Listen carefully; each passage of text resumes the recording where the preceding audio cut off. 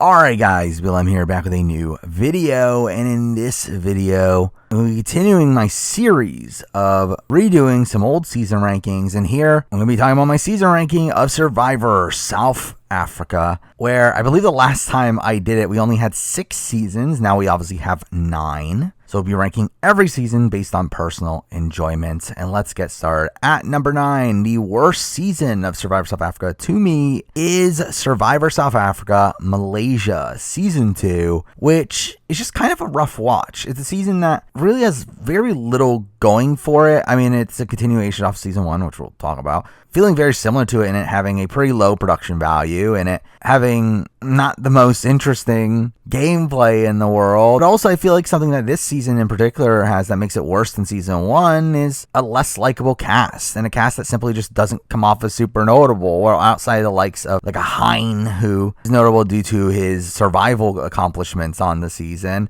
and the likes of like Angie, who caused a little bit of drama. Manla was at least somewhat likable. Really, a lot of the rest of this cast does not pop off the screen. And if they do, it's for a negative reason, particularly like Dyke, who comes off extremely negatively on this season. And just in general, it's not a fun season. And again, when mixing that into the gameplay of it all, where again, there's just not much really interesting happening here. In my opinion, we get a pretty lackluster result as well, where Lorette seems to win just simply because she needed the money the most. Again, to me, it's just a mostly boring season, and when it's not boring, it's just kind of icky. And because of that, again, I just don't particularly love the season. It's here at number 9. At number 8, moving on to a season I already mentioned, it's Season 1, Survivor South Africa Panama, which is a season I actually think there are some redeeming qualities to it. I do really like this cast for the most part, especially people that do make it far. While again, they're not the most notable names in the grand scheme of things, I do think for old school international Survivor, I think this cast definitely pops more than, say, the Survivor UK casts or Australian Survivor 2002. Now again, the gameplay is pretty rudimentary for most of it. I mean, towards the end game, it does get a little bit more interesting, particularly the final 5 round, which ends up being the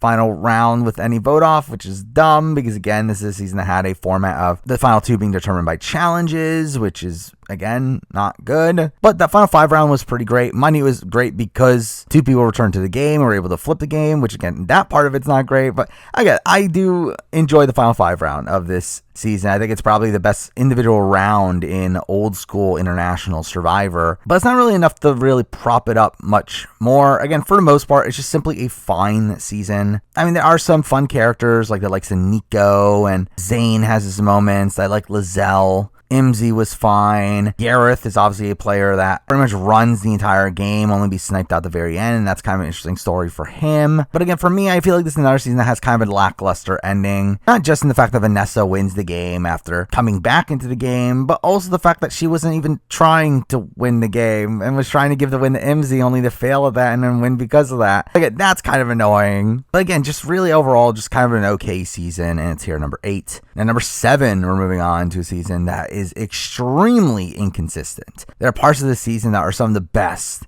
in the older era of Survivor South Africa. However, there's also some of the slowest moments in that era as well. And that season ends up being Survivor South Africa Santa Carolina Season 3, which again, the beginning of the season is rough. It's pretty slow. And while there are a couple funny characters, it's simply just not really enough to make it that interesting of a season, where really nothing of note really happens gameplay wise throughout the entire pre-merge. I mean, you do have some fun characters early on, like Craig and Darren, who are fine. Jub has a really notable exit. But really outside that, again, like just a pretty lackluster pre-jury. But from the merge on, it's pretty insane. And the post-merge of this game is non-stop flipping back and forth over and over and over again, where we do get a tie coming into the merge that obviously gets broken, only for the previous votes rule to actually come into play, where Isaac ends up flipping for a round, causing a tie that takes Low out, then ends up flipping back to cause a tie that takes Ochre out, and then we get the rise of Ashley Hayden, who really plays an incredible endgame, her winning 5 immunities in a row, getting an idol in the process, and also pulling off a pretty impressive move at 7 and splitting the votes in a way that caused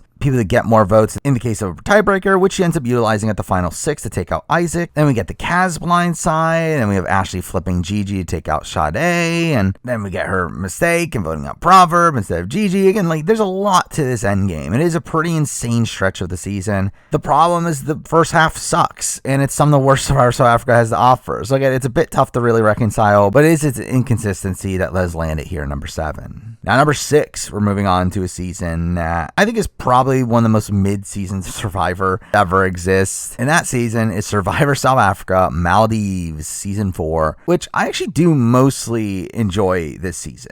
Now, again, me saying it's the most mid-season of Survivor is not really a massive indictment on it as a season of reality television, as again, I think most Survivor seasons are better than any general reality TV show. So by me saying it's a mid-Survivor season is essentially saying that's a good season of reality television. However, I do think it is pretty close to Santa Carolina. I think it's a season that is more consistent than Santa Carolina. However, I also feel like it lacks the big moments that Santa Carolina has, where again, that entire post-merge is just filled with big moment after big moment. This season, again, has a few things. You have the really bizarre start to the season where Lucanio gets taken out of the game due to a weird twist where the celebrities were given immunity. By the way, this is a celeb versus pleb season, which is kind of an interesting dynamic. But again, it is a celebrity season here, and I think that plays into some people just simply not caring about what's going on here. And I do think the casting for the pleb side of things was definitely a lot better here, where you definitely got people that knew the game a lot more, people that were actual fans of the show. And through that, I think their roles in the season were pretty great, while the celebs were very hit or miss. But we do get this really interesting dynamic between Heike and Tajin, seeming to switch back between taking out his own and Heike's numbers back and forth, which is a bit of a strange tactic. We also get Roxy playing her idol on Vanessa, and that's a pretty big moment, even though it just leads to Vanessa getting medevaced and Roxy being voted out right after that anyway. But still, I think we get some interesting votes in the post-merge. I mean, we got Malusi getting blindsided. We get the Tajin vote, obviously, which is a big culmination of Tajin's rivalry with Heike. We get a pretty insane final 6 round as well, where it is essentially a near advantage get-in situation where Sean gets taken out there. And we obviously get Let's Go's mistake at the end and taking Heike over Bonnie. Again, like, there's some good stuff here. Now, again, I don't think much of this really elevates beyond the great stuff that was in Santa Carolina. However, again, I think there's simply just more consistency to this season. I don't think there really is this like massive slow point in this season. It's just consistently fine. But also, I think the casting of this season is stronger, with people actually caring about the game and playing the game relatively hard, with the likes of Tajin feeling like someone that was a bit ahead of his time for Survivor South Africa. Again, it's because of those things I do have this here at number 6. Now, number 5, and I think at this point we're actually getting to the good seasons, and the fact that I'm finally talking about a more modern season of the show, which I believe is a little bit of a change from the last time I ranked the seasons in my global season ranking. However, at number 5, a season I've moved a little bit down on is Survivor South Africa Island of Secrets, Season 7, which is still a very good season. I do think every modern season of Survivor South Africa is very, very strong, with this season in particular feeling like one that could have not been. I think if you take a lot of the results on paper, it's kind of a steamroll, and it's kind of one that could have been presented as a boring steamroll. However, I do think this is an example of the impressiveness of Survivor South Africa's production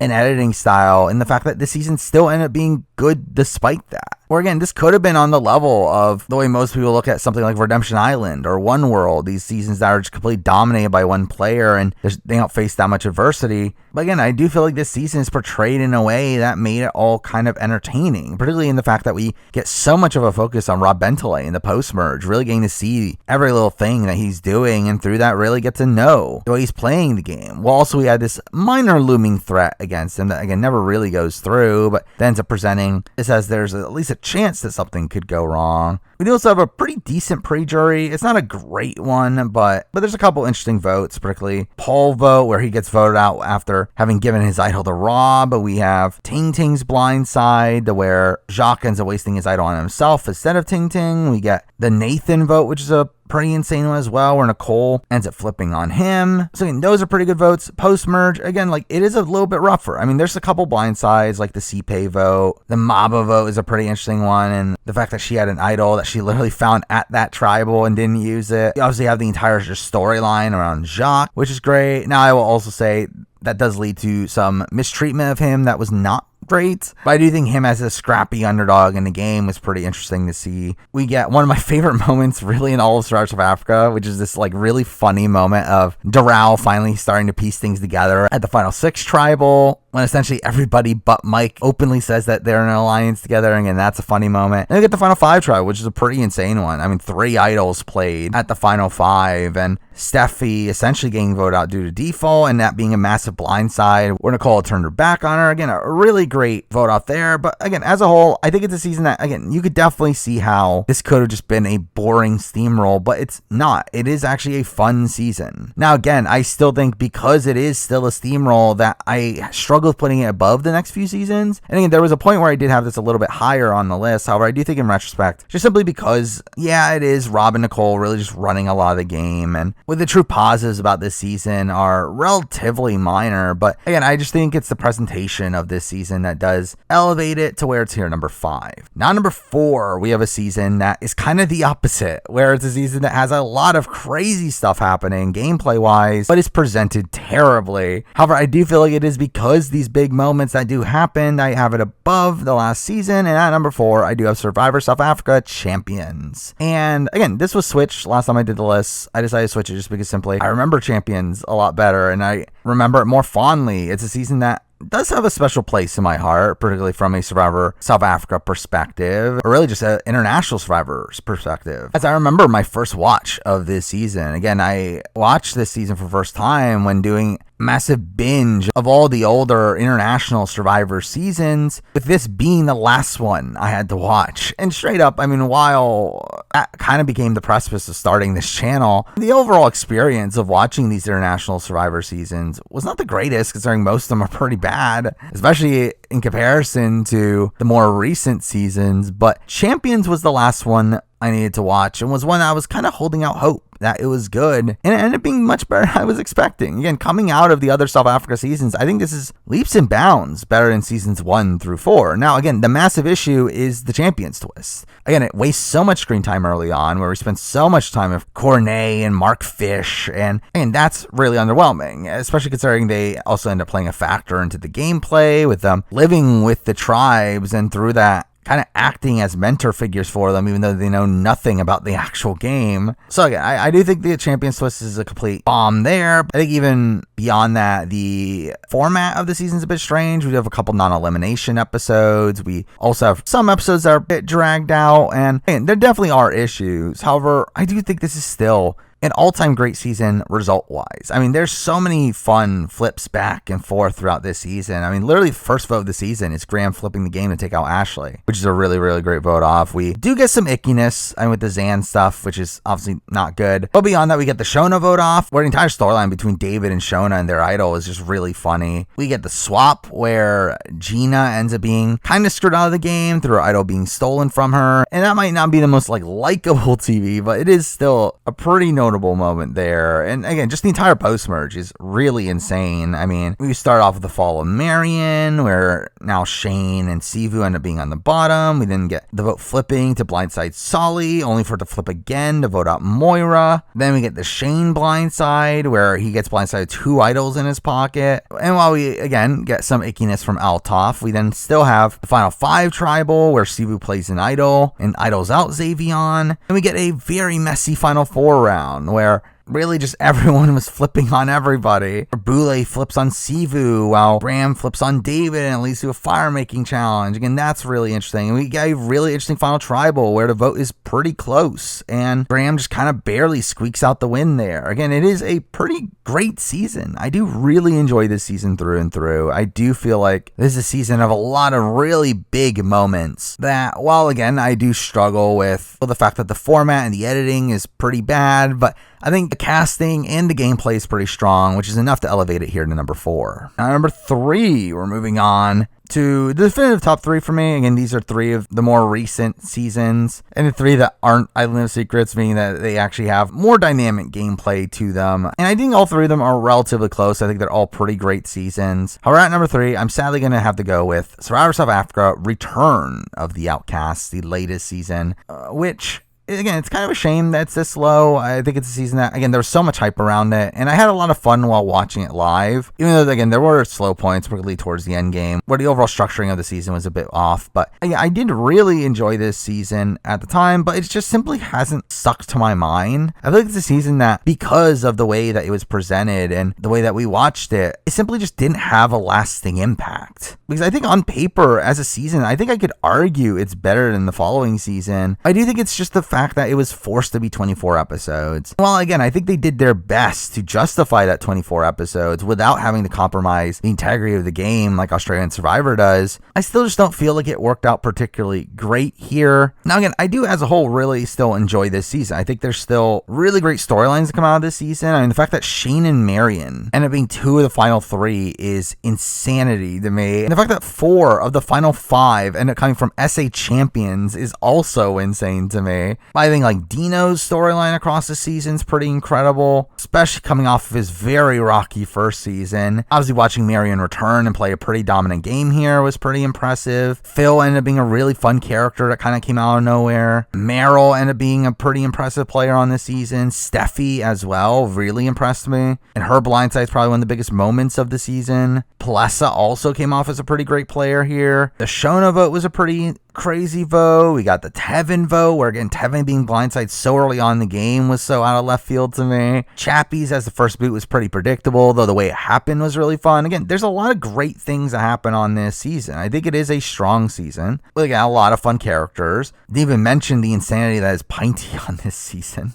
But it is a great season. I do still struggle with the fact that, again, its presentation is not ideal. I don't love the 24 episode format. And again, the end game stretch was just pretty brutal to me. I think it sapped the season of a lot of its momentum. But outside that, again, it is still a great season, on par with the next 2 seasons we'll be talking about. But I do think it is its format, which does leave it behind a little bit at number 3. Now, number 2, and really the top 2 here are both great seasons, but for completely different reasons in my mind, where one of them is a more wacky, crazy character season that does have some pretty insane gameplay moments as well, and also has a bit of a nostalgia factor for me, while the other one is a much more consistent ride, one that does also have some pretty big moments and some pretty big characters, but kind of like Return of the Outcasts, doesn't really have this like lasting impact on me. So again, it is a tough choice between the two. However, for number 2 here, I am going to go with the latter, and because of that, I am going to go with Survivor South Africa Immunity Island. And I think there's a serious argument that this is the actual best season of Survivor South Africa in terms of how it's made, in terms of how the game plays out, in terms of the casting. Like, I do think there's seriously an argument that this is the best season of the show. Where, again, this is just a pretty insane ride. I mean, even just the final 2 of Nicole versus Anela kind of comes out of nowhere. And particularly Nicole's win on this season is just really bizarre. It makes you really recontextualize Survivor South Africa's editing through the series. But beyond that, we get some great characters. I mean, again, Chappie's is fantastic. Santoni,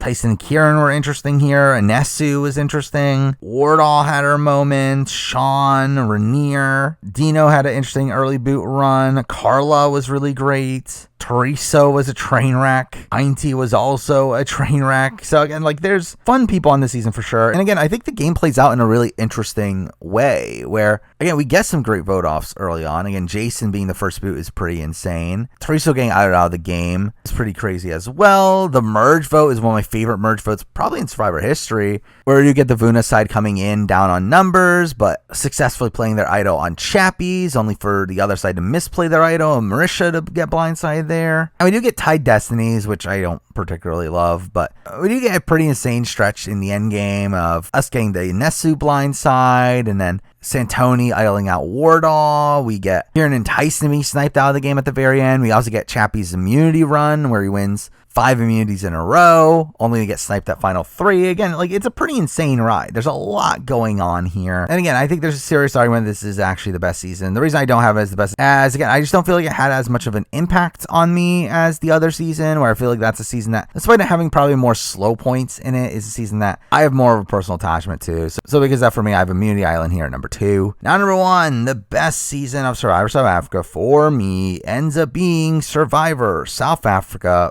Philippines. The first season with the more recent production team, and really the season that got me into Survivor South Africa, where I mentioned this before. If it were not for this season, I probably wouldn't have gone on this massive journey of watching every international season of the show. And if I didn't do that, who knows if I would have started the channel, considering that was literally one of the main initial starting points of the channel, was me wanting to talk about international Survivor. And again, Philippines is just an insane season. Again, it's been compared to as a Brant Steele in real life, and again, I can very much see why. The fact that Tom Schwartz wins Survivor is insanity, especially after all the conflict he causes in the first half of the season. But even beyond him, we get some other insane characters on this season. I mean, we got the likes of PK, the likes of Tony, Palessa, Evan, Martinez is there. Ace was a fun character. Again, just so many insane figures on this season. Also, again, the gameplay being really fun at points as well. I mean, we literally start off with two of the best episodes in Survivor history. Again, us getting the Sheamus blindside of the first vote, which is massive move made right away. And to follow that up with them going to Rocks in episode 2 is just, again, still pure insanity. We also have some really great character moments happening in between with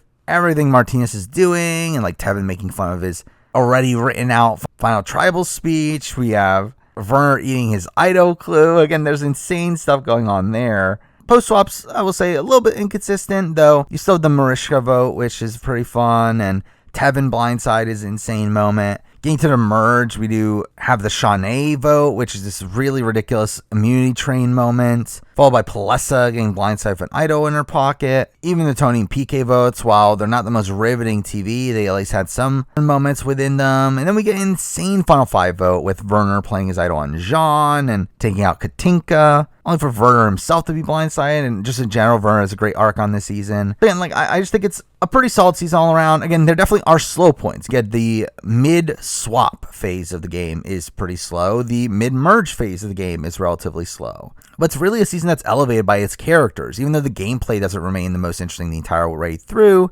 there's enough insanity in the gameplay to where in the isolated moments that the gameplay ends up being slow, the characters really pick up for it anyway. So again, I really enjoy this season. It's a season that I personally have a lot of attachment to, and that's why it's here at number 1. But there we go. I mean, that is my season ranking for Survivor South Africa. As we move forward, I'll be continuing to do more videos in a similar vein, redoing videos I've done 5 years ago, so stay tuned for all those. But for now, that is the video. Thank you for watching.